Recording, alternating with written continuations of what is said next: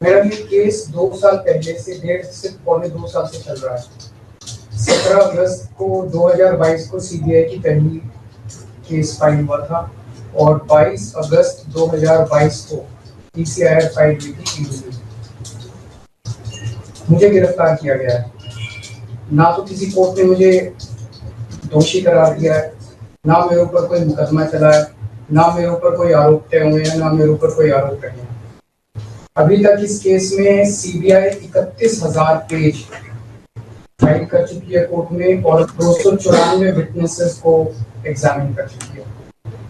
ED लगभग 162 witnesses को examine कर चुकी है और 25,000 पेजेस फाइल कर चुकी है। इन सारे विटनेसेस और सारे कागजों को मिला के मुझे क्यों गिरफ्तार किया गया है? मेरा नाम सीधे सीधे 4 स्टेटमेंट्स में आता है, वो मैं आपके सामने रखने की इजाजत चाह रहा हूँ। तो मेरा चार्ज क्या आता है? पहला, सी अरविंद मनीष सिसोदिया जी के सेक्रेटरी थे। उन्होंने ये कहा है, स्टेटमेंट दिया है कि एक दिन मेरे घर में मेरी मौजूदगी में मनीष सिसोदिया जी ने उनको कुछ एक्साइज के डॉक्यूमेंट्स हैंड ओवर किए। That's it madam. उन्होंने ये नहीं कहा कि मेरी मौजूदगी में पैसे दिए, कोई ऐसा कोई आरोप नहीं है। मेरी मौजूदगी में सी अरविंद को मनीष सिसोदिया जी ने एक्साइज के कुछ डॉक्यूमेंट्स। मैडम, मेरे घर पे ढेरों एमएलए आते हैं, ढेरों मंत्री आते हैं, ढेरों डिग्निटरीज आते हैं, अपने अपने सेक्रेटरी लेते हैं, वो आपस में खुसर भी करते रहते हैं, आपस में डॉक्यूमेंट्स भी एक्सचेंज। मुझे क्या पता कि कौन किसको क्या दे। Is this a sufficient reason to arrest the sitting chief minister? क्या ये स्टेटमेंट एक सिटिंग चीफ मिनिस्टर को अरेस्ट करने के लिए पर्याप्त है? नंबर 1। नंबर दूसरा स्टेटमेंट, एमएसआर मगुंटा श्रीनिवास रेड्डी, ये मेंबर ऑफ पार्लियामेंट थे, जगन रेड्डी की पार्टी से। एमएसआर एक दिन 16 मार्च 2021 को 4:30 बजे मेरे दफ्तर आते हैं। उससे 10 दिन पहले उन्होंने मेरे ऑफिस में चिट्ठी ईमेल भेजी कि मैं एमपी हूँ, मुख्यमंत्री से मेरे ऑफिस वालों ने उसको 10 दिन बाद का टाइम दे दिया। वो मेरे पास मिलने के लिए आते हैं 4:30 बजे।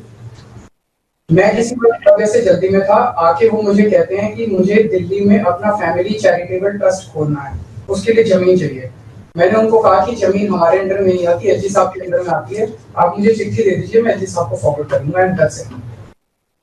सो ये हुआ। 16 सितंबर 2022 को उनके घर पे रेड होती है। उनसे पूछा जाता है कि क्या आप केजरीवाल जी से मिले? वो कहते हैं कि हाँ मैं मिला और मैं केजरीवाल जी से अपने फैमिली ट्रस्ट की जमीन मांगने गया था। ये 16 सितंबर 2022 को सेक्शन 17 का स्टेटमेंट है। ED is not happy with this statement. 5 महीने के बाद उनके बेटे को 10 फरवरी को गिरफ्तार कर लिया जाता है। उसके बावजूद भी वो अपने स्टेटमेंट पे कायम रहते हैं। उनका दोबारा गिरफ्तारी के बाद स्टेटमेंट लिया गया, वो कायम रहते हैं। 5 महीने जब उनका बेटा गिरफ्तार रहता है तो बात टूट जाता है। 16 जुलाई को बदल लेते हैं। उसके बाद वो 16 जुलाई को वो अपना स्टेटमेंट बदल लेते हैं। 18 जुलाई को उनका बेटा छूट जाता है। उसके बाद उनका कोई स्टेटमेंट नहीं होता। That's it. स्टेटमेंट पे स्टेटमेंट हो रहे थे जब तक वो अपना स्टेटमेंट मेरे खिलाफ नहीं दे रहे थे।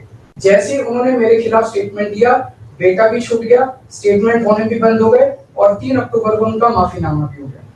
Mission accomplished. इसका मतलब ईडी का मिशन केवल और केवल मुझे फंसाना था। 3 सेक्शन 50 के स्टेटमेंट है मैम। तीनों से सेक्शन 50 के स्टेटमेंट है, they are equal in the eyes of the law. तीनों बराबर है, तीनों की ग्रेविटी सेम है। तो उसमें से एक स्टेटमेंट के तवज्जो क्यों दी गई? क्या जांच की गई है जानने के लिए उसमें से एक ठीक है और बाकी 2 गलत है। जो 25,000 पेज ईडी ने फाइल किए हैं कोर्ट के अंदर, उन 25,000 में जो केजरीवाल के खिलाफ वाला स्टेटमेंट है केवल वो लगाया गया है, बाकी दोनों स्टेटमेंट दबा दिए गए। क्यों मैम? कोर्ट के सामने तीनों स्टेटमेंट लाए जाने चाहिए थे ताकि कोर्ट डिसाइड कर ले सच्चाई क्या है। चलिए ठीक है। 1 मिनट मैम। तीसरा स्टेटमेंट है उनके बेटे का, राघव मगुंटा से 16 सितंबर को उसके घर पे जब रेड होती है उनसे स्टेटमेंट लेते हैं। He says whatever his father had said. उसके बाद 10 फरवरी को उनको अरेस्ट किया जाता है। उसके बाद उनके 5 स्टेटमेंट्स होते हैं। 5 स्टेटमेंट्स में वो वही बोलते हैं जो पहले बोला। फिर 5 महीने तक वो जेल में रहते हैं। उसके बाद जब 16 जुलाई को उनके पिताजी स्टेटमेंट बदलते हैं तो 18 जुलाई को उनको छोड़ दिया जाता है। तो 7 स्टेटमेंट्स उनके हुए, 6 में वो मेरे खिलाफ नहीं बोलते, 7वें में जैसे ही मेरे खिलाफ स्टेटमेंट देते हैं उनका उसके बाद कोई स्टेटमेंट नहीं होता, उनको जेल कर दिया जाता है, उन्हें माफीनामा दे दिया जाता है। तो जो 6 स्टेटमेंट्स हैं ये रिकॉर्ड पे नहीं लाए जाते। ये चौथा है शरद रेड्डी। शरद रेड्डी के केस में 16 सितंबर को उसको अरेस्ट किया गया, 16 सितंबर को उसकी रेड हुई, उसने मेरे खिलाफ कुछ नहीं बोला। 9 नवंबर को उसका स्टेटमेंट लिया, उसने कुछ नहीं बोला। 10 नवंबर को उसकी अरेस्ट हुई, उसके बाद उसके 9 स्टेटमेंट्स होते हैं मैम, 9 स्टेटमेंट्स वो मेरे खिलाफ नहीं बोलता। उसके बाद 6 महीने उसको अरेस्ट करने के बाद 25 अप्रैल को वो टूट जाता है और वो केवल इतना कहता है कि मैं विजय नायर के साथ मिलने सीएम साहब के पास गया था, सीएम साहब जल्दी में थे, सीएम साहब ने कहा कि विजय के टच में रहो, विजय अच्छा लड़का है। मैं केवल ये जानना चाहता हूं कि क्या ये 4 स्टेटमेंट्स एक सिटिंग चीफ मिनिस्टर को अरेस्ट करने के लिए, मैम 2 मिनट दे दीजिए, कि ये पर्याप्त है? नंबर 1। नंबर 2, जो 30,000 पेज फाइल किए गए हैं, ये 30,000 पेज के अलावा 1 लाख पेज ईडी के दफ्तर में जो हमारी बेगुनाही के सबूत है मैम, उनको कोर्ट के सामने नहीं लाया गया। ये दूसरी बात मैं ये कहना चाहता हूँ, ये शराब घोटाले का पैसा आखिर है कहाँ, जो शराब घोटाला कहा जा रहा है। मैम ये आरोप लगाया जा रहा है कि 100 करोड़ रुपए किसी साउथ लॉबी ने शराब की हमने पॉलिसी बनाने के लिए, हाँ जी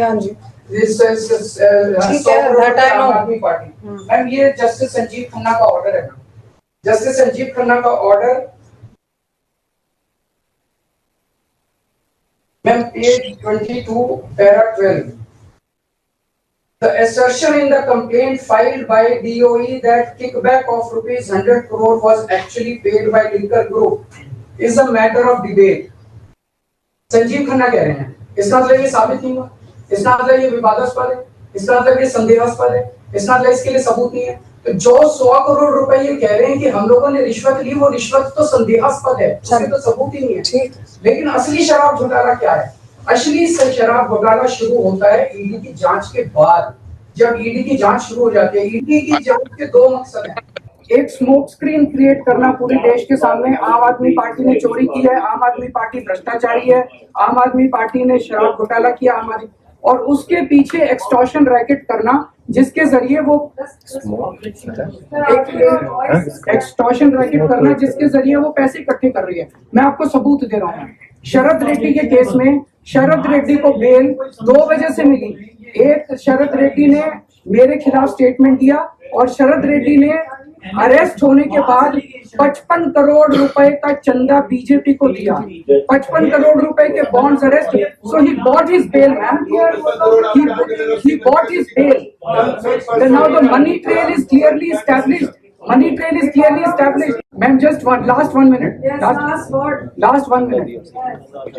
The money trail is established, ma'am. उसने अपनी बेल अरेस्ट होने के बाद 55 करोड़ रुपए का चंदा बीजेपी को दिया, बीजेपी के अकाउंट में सीधा गया।